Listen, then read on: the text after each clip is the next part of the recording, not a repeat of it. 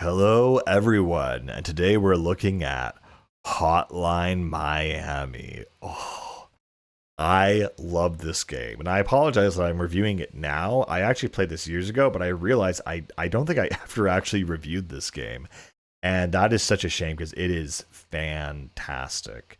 The original Hotline Miami came out on the PS3 online store. It was an indie game, and it is just I don't even know where to begin. It's just so well made. First of all, it definitely is based on those old arcade shooters. You have a top down view. You have a little guy, and you're going around, just killing other guys in the environment. And it has that old school arcade feel and vibe to it. But the story, the tone, and the setting is honestly just like fantastic, like beyond fantastic. It is um peak. I don't know how else to describe it. It's also very simple and it's very brutal. So essentially the story, I mean, I won't get too much into the story because it's very convoluted. It's not very told very straight, but in between each level you have a little cutscene or a little interaction. And so basically what the story is you're just a guy living in Miami, and your phone rings and some guy says you have to go make a delivery, and you show up to the place and you end up having to kill all these Russian mobsters and mafia guys in this random nightclub or in a restaurant or something. So it's this weird thing of like, okay, does he know that he is getting, like, he's a secret agent and he's receiving messages and he's just pretending to be some bum when he's really a secret agent and he's killing all these guys? Or is he being brainwashed by the phone line or something to do all these things? So it's kind of left ambiguous. The other thing that's very interesting about it is that when you begin each mission, you're given a selection of a mask to wear. And the mask essentially, usually, I mean, they have the basic one, which is the chicken one, but each mask essentially has a kind of attribute. And so as you play the game, you get more masks, you get more attributes, you get more special costumes and power-ups and etc. And that's kind of the progression system. Aside from that, you can also unlock special items, special weapons. So always in a game, you're going to have, or in a level, you're going to have, the required items that you can get. You can pick stuff off enemies if they have guns or, melee weapons. And so you can basically use that to do the mission, but then you can unlock weird things like katanas or beer bottles and weird things like that as you, do well in the game.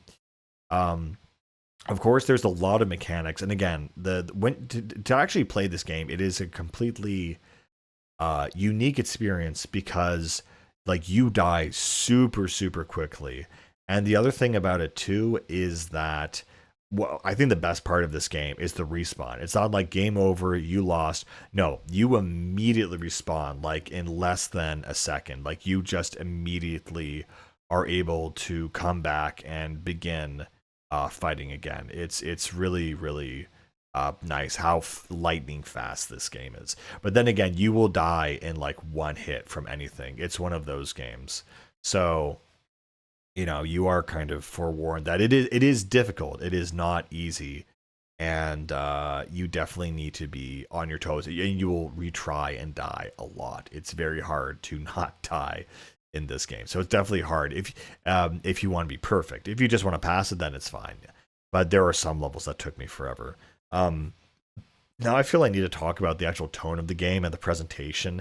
Everything's done in the cyan and neon fuchsia kind of dichotomy, with sunsets, very much Miami Vice coded and Vice City coded. The other thing about it too that I found super super interesting is the main menu itself is aesthetic as hell, where basically you have like all of these, like the main menu, and you have the palm trees going on in the background, but you have a bunch of Cyrillic font and I think Japanese font as well.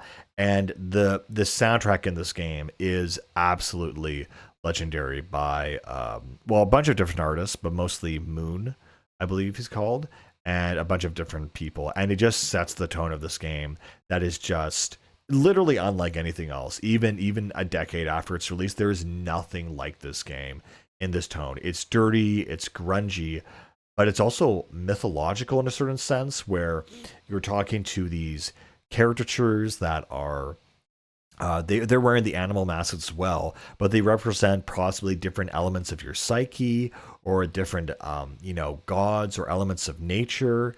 And so there's this whole conspiracy of like what exactly is going on. Is this a dream? Is this reality? Is this all in my head? Am I really here? What's going on?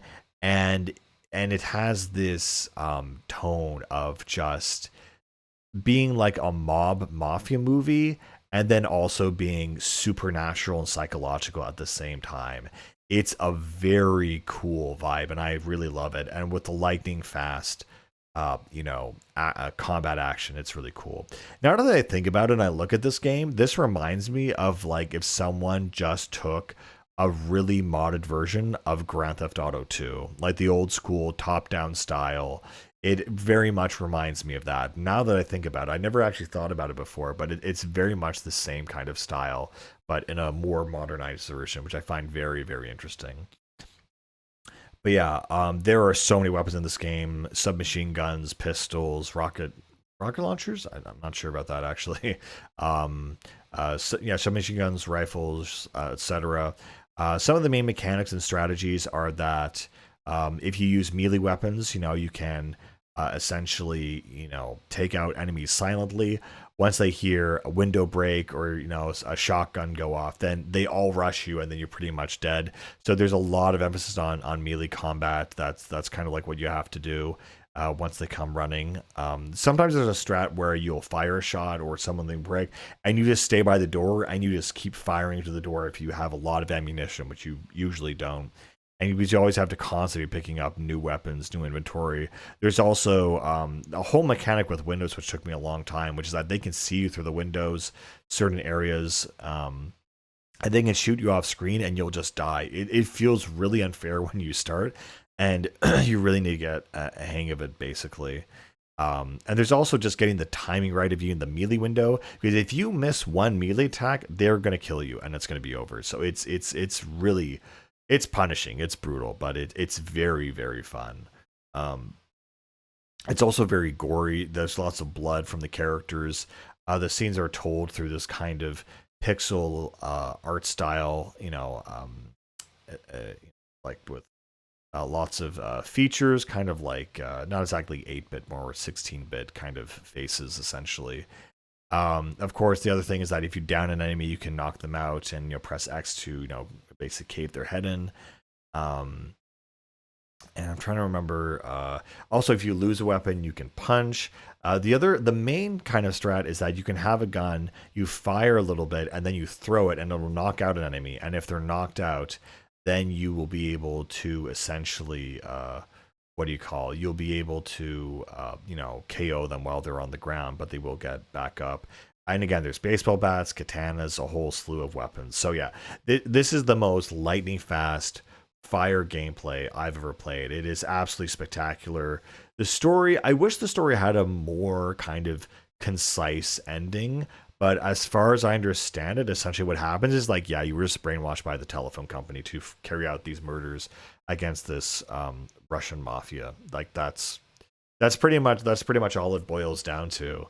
But then I think there's other things, and there's also DLC for one of the side characters called Jacket, who wears a motorcycle helmet and just a jacket, and so each one kind of has their own kind of small side story.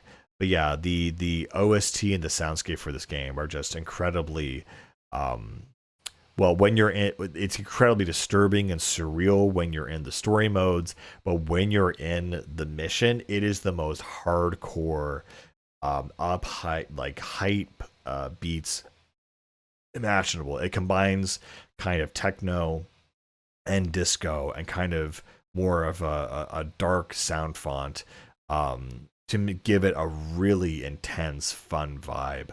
So even though the material is a bit darker, the tone of the game is very fun, very much, carnage, happy carnage time, essentially. And it tries to keep the things lighthearted and fun despite kind of the dark undertones and dark mixture of the themes and whatnot. And again, the OST itself is just things that people still listen to. It's just absolutely fantastic. But yeah, there's not much else to say. I mean, it's very interesting that this game came out as a PS3 online store original. Ever since then, it's been ported to a million different things, but it's still, I would say, just as memorable. I forgot one more strategy is using doors to knock people down. There was one time where I just stood by the door, and if the door even hits another character, it will knock them down. It would be the easiest way. I think it's the cheapest strat to do. But yeah, it's I don't know. It's a lightning fast game. It's fun, and it's part of the integral identity, I would say, of the PS3 and this generation of games, and the beginning of a small indie golden age. Anyway, that's pretty much it. I mean, I might talk about Hotline Miami too, but that game, I really don't remember much of it. Anyway, guys, that's pretty much it. Thanks for watching. Bye.